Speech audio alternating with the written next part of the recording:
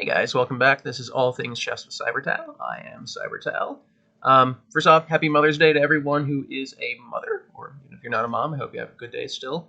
This will be a shorter video because I have a lamb in the oven, but I do have some content I wanted to get out to you guys. I'm continuing my series and looking at games contained in the Netflix series Queen's Gambit. This is a little bit further on in the story. Beth has played in a few more tournaments.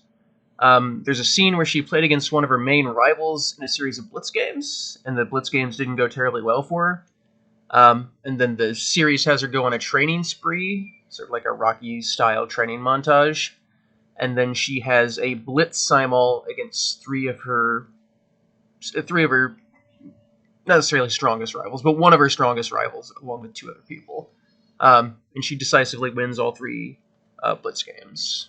And there's sort of a that'll do, pig. That'll do moment. But one of the games in the Blitz Simuls, just like the first two, is a full historical game. Credit Kasparov for that, I'm sure. This is a game, it's a casual game. This was played between Paul Morphy and a consultative team of the Duke of Brunswick and the Count Isouard. The lore of this game is that it was played in an opera house box. So typically, in the nicer seats in the opera, there's a balcony area up above with some box seats. And part of the lore of this game, and it was played in one of those nicer seats, since you played a Duke and a Count. Paul Morphy, he wasn't one of the official world champions. The lineage of the world championship title really begins with Wilhelm Steinitz, playing Zuckertort. That's really the first time that someone was officially acknowledged as the world champion, but Paul Morphy was more or less acknowledged as world champion in his day. He's sort of a forerunner of modern chess. His play, when you go back and look at it, is extraordinarily modern and direct. Really doesn't have a lot in common with the more antiquated style that exists at the time. He's one of the few historical figures that I think you could take from history, give him some time to prepare himself, and then he'd actually do pretty well in modern tournaments. But that's neither here nor there. Paul Morphy was white against this consultative team. Started out with e4, e5, knight f3, d6. This is what's called Philidor's defense. It's a little bit passive, because it immediately locks in this dark square bishop on f8. Doesn't really allow it a chance to get somewhere profitable. But there's a lot of e-pawn openings where that bishop gets locked in anyways. I think the Philidor's defense is perfectly fine. It's probably due for a little bit of a revival, especially since other e4, e5 lines are getting so overplayed. So Paul Morphy plays the best move, which is d4. Bishop c4 is another perfectly fine move, but it's not as testing. d4 just immediately attacks black's strong pawn on e5, and that's how he's going to guard it, which is strongest in this position. The consultative team plays bishop g4. That's just an outright error. Emanuel Lasker had sort of a general rubric that you want to develop your knights before your bishops. Just like a lot of things in chess, a lot of times the rules have so many exceptions that it's almost useless to have them.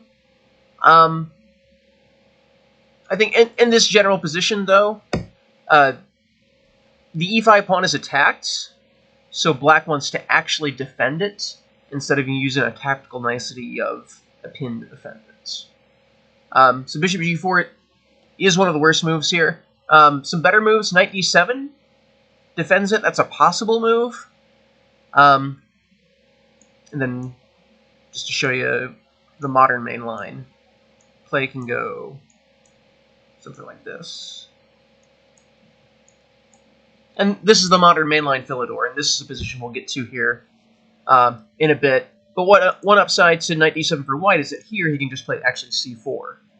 And this transposes to a d-pawn opening where white is just very comfortable. He has a huge amount of space in the center. Black's solid.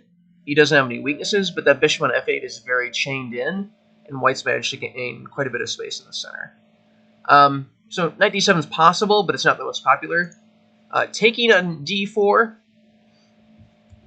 is one of the modern lines. Instead of trying to support that pawn at e5, black just gets rid of it.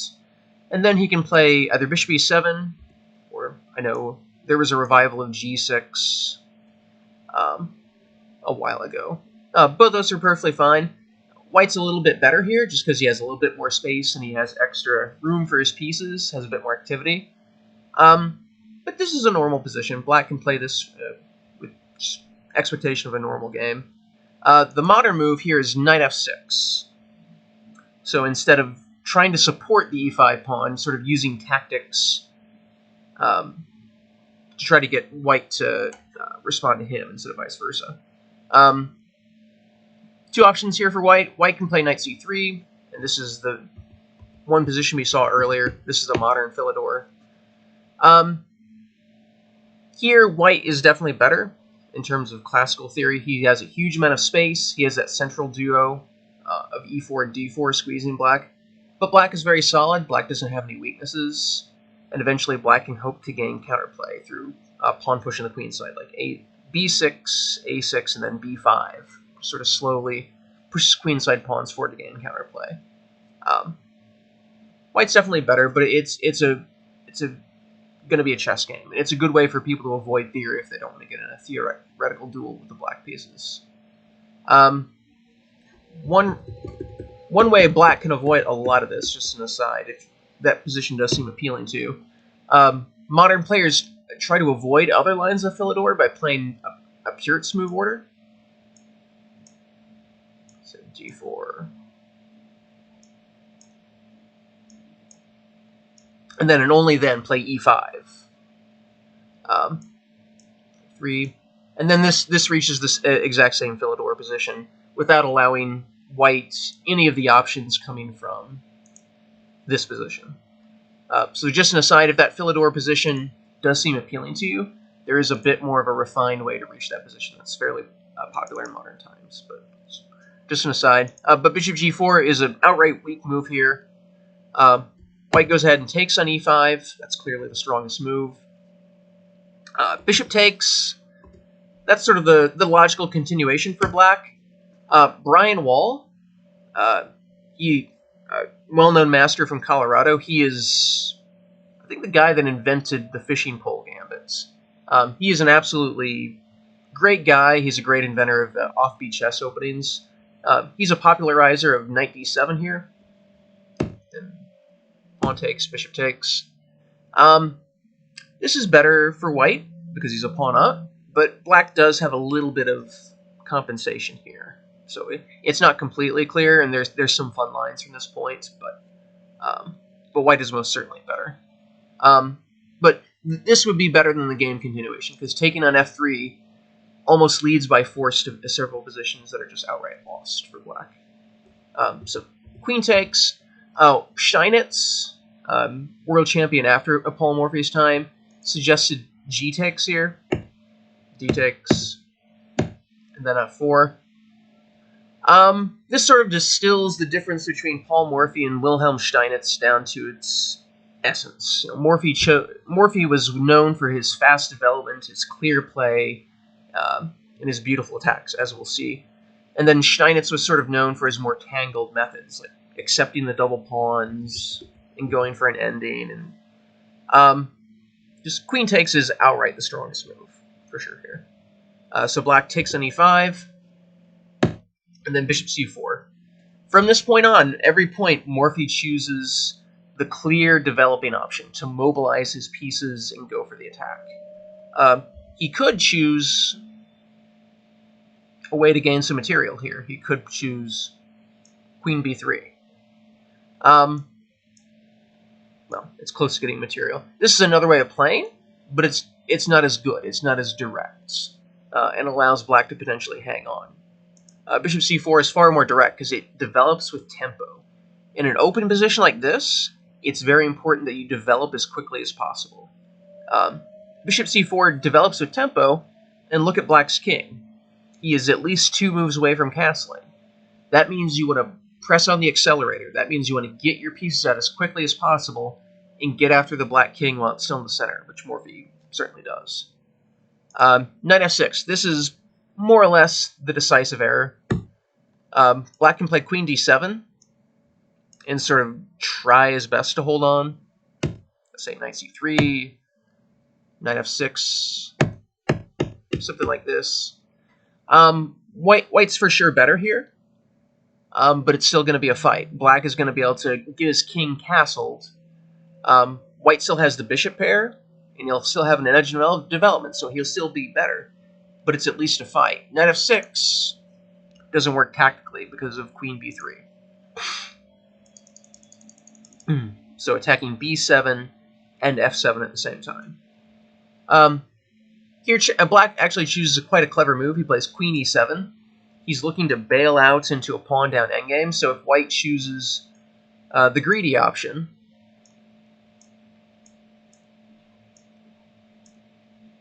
then just say c3.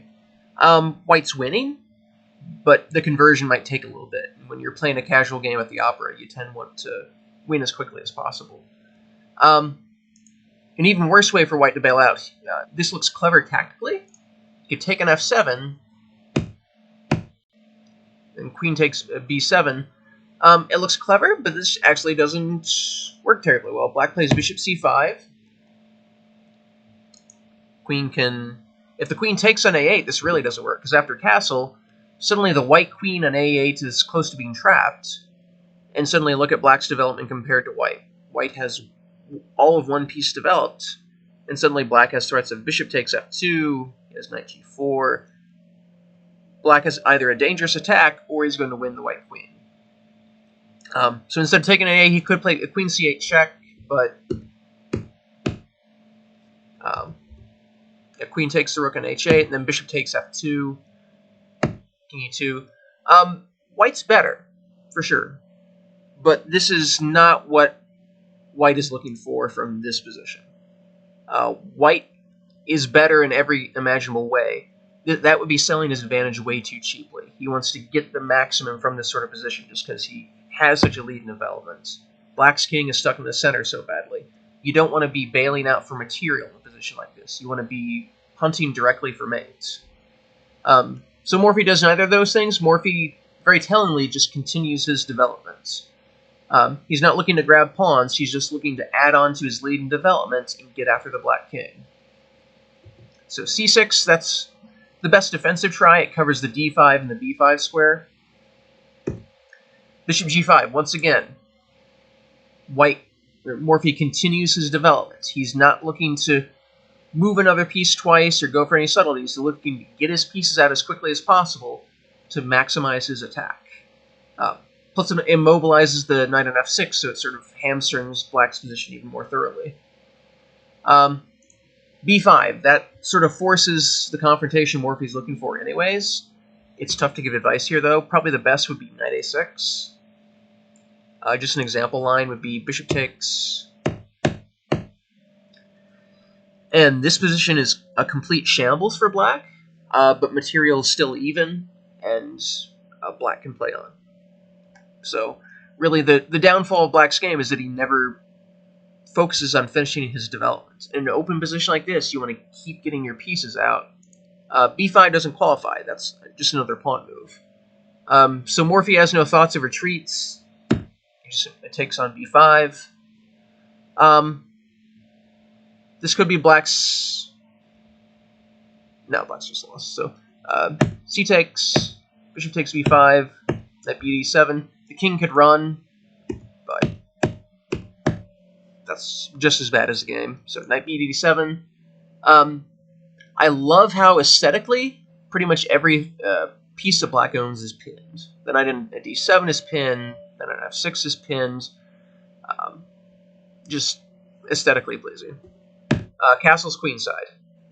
Every move from here out comes with a threat and comes with tempo. Morphy never allows his opponent the chance to catch his breath. Castling connects his rooks and puts one rook in the d-file to help pressure Black's pieces even more. Rook d8, he's got to defend. If Black castles, then that's just a quick death instead of a slow death. So rook d8. He doesn't choose the slow route to develop doubling on the d-file. He could do that, but he just continues rook x d7. just continuing to play with tempo. Every move comes with a threat. Rook x d7. He didn't play that to take on d7 with his bishop. He didn't do that just to trade material. He did that to get his last piece into the attack. Black is up a rook here, but it doesn't matter. The rook on h8 and the bishop on f8 are not factors in the position. They are not developed. This is a good example of how important development is, especially in a wide open position. If you don't develop your pieces, you can have an edge of material generally and still be down material locally, or down material for the entire board because your pieces aren't developed. There are times where you can get away with that foregoing development, but in a wide open position like this, which e4 positions tend to be, it's important to mobilize as quickly as possible. And here black is being punished for that lack of development. So rook d1, queen e6, just looking to try to trade pieces off, but this leads to one of my favorite finishes. Bishop takes, knight takes, then queen d8, knight x b8, rook d8 mate. White has two pieces left, and they're both involved in the mate. This is just a very beautiful, efficient position. Black is up a queen and a knight, but it doesn't matter. And for the past 5 or 6 moves, everything came with tempo. Black never had a chance to catch his breath or to raise up his defenses. This was an easy game to prepare for because this is, I would say for master players, there's like a pool of 35 or 40 games that all of us know, and this is one of those games. This is one of those games that you learn early just because it implants itself in your mind, it implants the need to develop your pieces quickly, it implants the need to move and attack with tempo. This is just a classic example of that, and history does not tell us what opera they played this at, but hopefully it was a good opera. So, quick game, very instructional, though. Very easy to play from memory. But I'll get this out later tonight. Once again, happy Mother's Day to everyone. I will see you guys tomorrow. Cybertal out.